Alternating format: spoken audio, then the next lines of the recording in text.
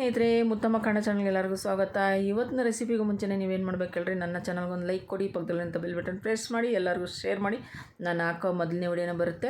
ಈ ವಾಯ್ಸ್ ಕೇಳಿ ತುಂಬ ದಿನ ಆಗಿತ್ತಲ್ಲ ಸ್ನೇಹಿತರೆ ನೀವು? ಹೌದು ಸ್ನೇಹಿತರೆ, ನಾನು ವೀಡಿಯೋ ಮಾಡಿ ತುಂಬ ದಿನ ಆಗಿತ್ತು. ತುಂಬಾ ನನಗೂ ಬೇಜಾರಾಗ್ತಾಯಿದೆ.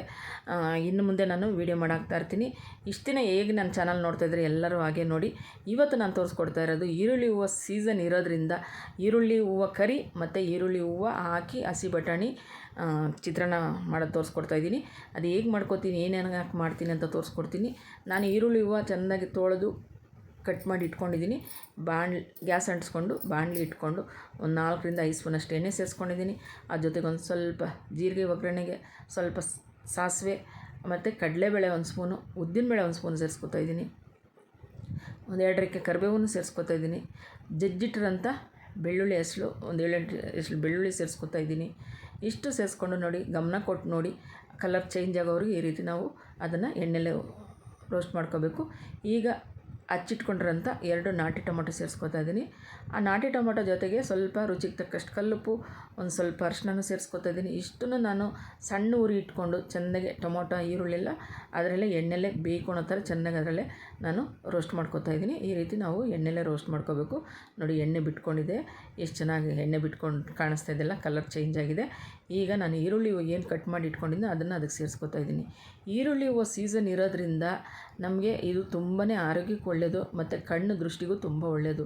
ನಮಗೆ ಇದೆಲ್ಲ ಸೀಸನಲ್ಲಿ ಸಿಗೋದು.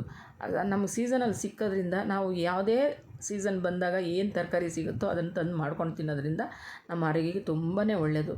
ಈಗ ನಾನು ಅದನ್ನು ಚೆಂದಾಗಿ ಆ ಕಡೆ ಈ ಕಡೆ ಎಲ್ಲ ಚೆನ್ನಾಗಿ ಮಿಕ್ಸ್ ಮಾಡಿ ಈರುಳ್ಳಿ ಸೇರಿಸ್ಬಿಟ್ಟು ಈಗ ನಾನು ಪ್ಲೇಟ್ ಹಾಕಿ 5 ನಿಮಿಷ ಸಣ್ಣ ಉರಿಯಲ್ಲಿ ಬೇಯಕ್ಕೆ ಬಿಡ್ತಾಯಿದ್ದೀನಿ. 5 ನಿಮಿಷ ಚೆನ್ನಾಗಿ ಬೇಯಬೇಕು. ಈಗ 5 ನಿಮಿಷ ಆಯಿತು. ನಾನು ತೆಗೆದು ನೋಡ್ತಾಯಿದ್ದೀನಿ. ನೋಡಿ, ಕಲರ್ ಚೇಂಜ್ ಆಗಿದೆ. ಹಸಿರು ಕಲರ್ ಇದ್ದಿದ್ದಲ್ಲ ಸ್ವಲ್ಪ ಕಲರ್ ಯೆಲ್ಲೋ ಕಲರ್ ಬಂದಿದೆ. ಮತ್ತು ಈರುಳ್ಳಿ ಹೂವನ್ನು ಸ್ವಲ್ಪ ಕಡಿಮೆ ಆಗಿದೆ. ಅದಕ್ಕೆ ನಾನು ಒಂದು ಸ್ವಲ್ಪ ಹುಳಿ ಪುಡಿಯನ್ನು ಸೇರಿಸ್ಕೊತಾ ಇದ್ದೀನಿ. 1/4 ಸ್ಪೂನಷ್ಟು ಹುಳಿ ಪುಡಿ ಅಂದರೆ ಸಾಂಬಾರು ಪುಡಿ ಸೇರಿಸ್ಕೊತಾ ಇದ್ದೀನಿ. ಸೇರಿಸ್ಕೊಂಡು ಅದಕ್ಕೊಂದು ಸಣ್ಣ ಲೋಟ 1 ಲೋಟ ನೀರು ಸೇರಿಸ್ಕೊತಾ ಇದ್ದೀನಿ. ಇದು ಚಪಾತಿ, ಪೂರಿ, ಅನ್ನಕ್ಕೆ ಎಲ್ಲದಕ್ಕೂ ಚೆನ್ನಾಗಿರುತ್ತೆ.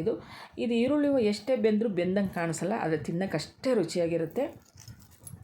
ನೋಡಿ, ಬೆಂದಿದೆ. ಈಗ ಸ್ವಲ್ಪ ನಾನು ನೀರು ಹಾಕಿ ಇದನ್ನೊಂದು 2ರಿಂದ 3 ನಿಮಿಷ ತಿರ್ಗಿ ಅದನ್ನು ನಾನು ಗ್ಯಾಸ್ ಮೇಲೇ ಇಡ್ತೀನಿ ಸಣ್ಣ ಉರಿಯಲ್ಲಿ. ಇನ್ನು ಸ್ವಲ್ಪ ಬೇಯಬೇಕು. ಈಗೆಲ್ಲ ರೆಡಿಯಾಗಿದೆ. ಈಗ ಒಂದು ಸ್ವಲ್ಪ ಕಾಯಿ ತುರಿದಿಟ್ಕೊಂಡಿದ್ದೆ ಅದನ್ನು ಸೇರಿಸ್ಕೊತಿದ್ದೀನಿ. ಅದ್ರ ಜೊತೆಗೆ ಒಂದು ಸ್ವಲ್ಪ ಕೊತ್ತಂಬರಿ ಸೊಪ್ಪು ಸೇರಿಸ್ಕೊತಾ ಇದ್ದೀನಿ. ಇದು ಎಷ್ಟು ಚೆನ್ನಾಗಿರುತ್ತೆ ಅಂದರೆ ಈರುಳ್ಳಿ ಹೂವು ತಿನ್ನೋದಕ್ಕೆ ಅಷ್ಟೇ ಚೆನ್ನಾಗಿರುತ್ತೆ.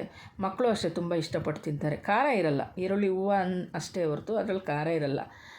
ಅದಕ್ಕೆ ನಾನು ಸ್ವಲ್ಪ ಹುಳಿ ಪುಡಿ ಸೇರಿಸ್ಕೊಂಡಿದ್ದೀನಿ. ನೋಡಿ, ಕರಿ ರೆಡಿ ಆಯಿತು. ಈರುಳ್ಳಿ ಹೂವು ಕರಿ ಸೂಪರಾಗಿ ರೆಡಿ ಆಯಿತು. ಅದನ್ನು ಇಳಿಸಿ ಸಪ್ರೇಟಾಗಿ ಇಟ್ಬಿಟ್ಟು ಇವಾಗ ನಾನು ಚಿತ್ರಾನ್ನಕ್ಕೆ ರೆಡಿ ಮಾಡ್ಕೊತಾ ಇದ್ದೀನಿ. ಚಿತ್ರಾನ್ನಕ್ಕೆ ಒಂದು 40ರಿಂದ 50 ಗ್ರಾಮ್ ಅಷ್ಟು ಎಣ್ಣೆ ಸೇರಿಸ್ಕೊಂಡಿದ್ದೀನಿ. ಗ್ಯಾಸ್ ಅಂಟಿಸ್ಕೊಂಡು ಬಾಣಲೆ ಇಟ್ಕೊಂಡು ಅದಕ್ಕೆ ನಾನು ಜೀರಿಗೆ, ಸಾಸಿವೆ, ಕಡಲೆಬೇಳೆ, ಉದ್ದಿನಬೇಳೆ ಒಟ್ಟಿಗೆ ಸೇರಿಸ್ಕೊತಾ ಇದ್ದೀನಿ. ಒಟ್ಟಿಗೆ ಸೇರಿಸ್ಕೊಂಡು ಸೇಮ್ ಚಿತ್ರಾನ್ನಕ್ಕೆ ನಾವು ಕಲರ್ ಚೇಂಜ್ ಆಗುತ್ತೋ ಕಡಲೆಬೇಳೆ, ಉದ್ದಿನಬೇಳೆ, ಅದೇ ಥರ ಸ್ವಲ್ಪ ಕಲರ್ ಚೇಂಜ್ ಆದಮೇಲೆ ದಪ್ಪ ಈರುಳ್ಳಿ ಒಂದು ಕಟ್ ಮಾಡಿ ಇಟ್ಕೊಂಡಿದ್ದೀನಿ. ಅದ್ರ ಜೊತೆಗೆ ಈರುಳ್ಳಿ ಹೂವನ್ನು ಒಂದು ಇಡಿಗೆನ ಸ್ವಲ್ಪ ಜಾಸ್ತಿ ಸೇರಿಸ್ಕೊತಾ ಇದ್ದೀನಿ. ಒಂದು 50 ಗ್ರಾಮಷ್ಟು ಹಸಿ ಬಟಾಣಿ ಸೇರಿಸ್ಕೊತಾ ಇದ್ದೀನಿ.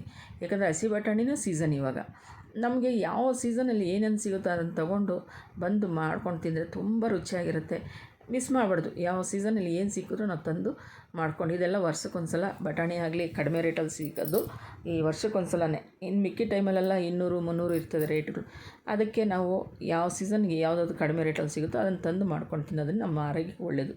ಅದಕ್ಕೆ ನಾನು ಸ್ವಲ್ಪ ಈರುಳ್ಳಿ ಹೂವು ಸೇರಿಸ್ಕೊಂಡ್ಮೇಲೆ ಸ್ವಲ್ಪ ಕರಿಬೇವು ಮತ್ತು ಒಣಮೆಣ್ಸಿನ್ಕಾಯಿ ಒಂದು 5ರಿಂದ 6 ಒಣಮೆಣ್ಸಿನ್ಕಾಯಿ ಜಜ್ಜಿಟ್ಕೊಂಡಂಥ ಒಂದು 10 ಹೆಸಳು ಬೆಳ್ಳುಳ್ಳಿ ಇಷ್ಟು ಸೇರಿಸ್ಕೊಂಡು ನಾನು ಸ್ವಲ್ಪ ಎಲ್ಲ ಚೆನ್ನಾಗಿ ತಿರುಗ್ಕೋತಾ ಇದ್ದೀನಿ. ಇನ್ನೊಂದೇನೆಂದರೆ, ನಿಮ್ಗೆ ಹಸಿಮೆಣ್ಸಿನ್ಕಾಯಿ ಇಷ್ಟ ಆಗೋರಾದರೆ ಹಸಿಮೆಣ್ಸಿನ್ಕಾಯಿ ಸೇರಿಸ್ಕೊಳ್ಳಿ. ನಾನು ಬೇಸಿಗೆ ಇರೋದ್ರಿಂದ ಸ್ವಲ್ಪ ಹಸಿಮೆಣ್ಸಿನ್ಕಾಯಿ ಕಡಿಮೆ ಬಳಸ್ತೀನಿ. ಯಾಕಂದರೆ ಹೊಟ್ಟೆಲಿ ಉರಿತೈತೆ ಮತ್ತು ಗ್ಯಾಸ್ಟ್ರಿಕ್ ಜಾಸ್ತಿ ಆಗುತ್ತೆ ಅದರಿಂದ. ಈಗ ಅದೆಲ್ಲ ಚೆನ್ನಾಗಿ ಮಿಕ್ಸ್ ಮಾಡಿ ಒಂಚೂರು ಅರಿಶಿನ, ಉಪ್ಪು ಹಾಕಿ ಮಿಕ್ಸ್ ಮಾಡಿ ಸಣ್ಣ ಉರಿಯಲ್ಲಿ ಒಂದು 2ರಿಂದ 3 ನಿಮಿಷ ಬೇಯಿಬಿಟ್ಟಿದ್ದೆ. ಬೆಂದ್ಕೊಂಡು ಎಲ್ಲ ಚೆನ್ನಾಗಿ ಎಣ್ಣೆ ಬಿಟ್ಕೊಂಡಿದೆ. ಈಗ ನಿಂಬೆಹಣ್ಣು ಅಂತಾರಲ್ಲ, ಅದು ಸ್ವಲ್ಪ ನಮ್ಮ ಬಾಡಿಗೆ ಮನೆಯವರು ಒಂದು 5-6 ನಿಂಬೆಹಣ್ಣು ತಂದು ಕೊಟ್ಟಿದ್ರು. ಅದು ಸ್ವಲ್ಪ ಹುಳಿ ಜಾಸ್ತಿ ಇರೋದ್ರಿಂದ ಅರ್ಧ ನಿಂಬೆಹಣ್ಣು ಹಾಕ್ಕೊಂಡಿದ್ದೀನಿ. ನೀವು ಬೇಕಾದರೆ ನಾರ್ಮಲ್ ನಿಂಬೆಹಣ್ಣು ಆದರೆ 1 ನಿಂಬೆಹಣ್ಣು ಹಾಕ್ಕೊಳ್ಳಿ ಅಷ್ಟಕ್ಕೆ. ಈಗ ನೋಡಿ, ಚಿತ್ರಾನ್ನ ಗೊಜ್ಜು ರೆಡಿ ಆಯಿತು. ಅನ್ನನೂ ಬಿಸಿ ಬಿಸಿ ಅನ್ನನೂ ರೆಡಿಯಾಗಿದೆ. ಗೊಜ್ಜು ನೋಡಿಕೊಂಡು ಹಾಕ್ಕೊಂಡು ಗೊಜ್ಜು ನೋಡ್ತಾಯಿದ್ರೆ ತಿನ್ನಬೇಕು ಅನ್ನಿಸ್ತಾಯಿದೆ ಹಾಕ್ಕೊಂಡು. ಈಗ ನೋಡಿ ನಾನು ಅನ್ನಕ್ಕೆ ಹಾಕ್ಕೊಂಡು ಕಲಿಸ್ಕೊತಾ ಇದ್ದೀನಿ. ಬಿಸಿ ಅನ್ನಕ್ಕೆ ಬಟಾಣಿ, ಈರುಳ್ಳಿ ಇವೆಲ್ಲ ನೋಡಿ ನಿಮ್ಗೆ ಎಷ್ಟು ಚೆನ್ನಾಗಿ ಕಲರ್ಫುಲ್ಲಾಗಿ ಕಣ್ಣಿಗೆ ಕಾಣಿಸುತ್ತೆ. ತುಂಬಾ ಒಳ್ಳೆಯದು. ಮಕ್ಳು ಬಾಕ್ಸ್ಗೆಲ್ಲ ಇದೇ ರೀತಿ ನೀವು ಹಾಕಿ ಕಳಿಸ್ರಿ, ತುಂಬ ಒಳ್ಳೆಯದು.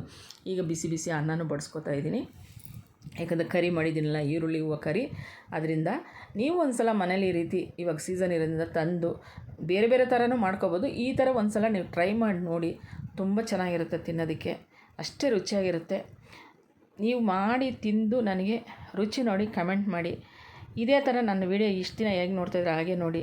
ನನ್ನ ಶಾರ್ಟ್ ವೀಡಿಯೋಗಳು ನೋಡಿ ಎಲ್ಲರಿಗೂ ಶೇರ್ ಮಾಡಿ, ಲೈಕ್ ಕೊಡಿ. Thank you friend.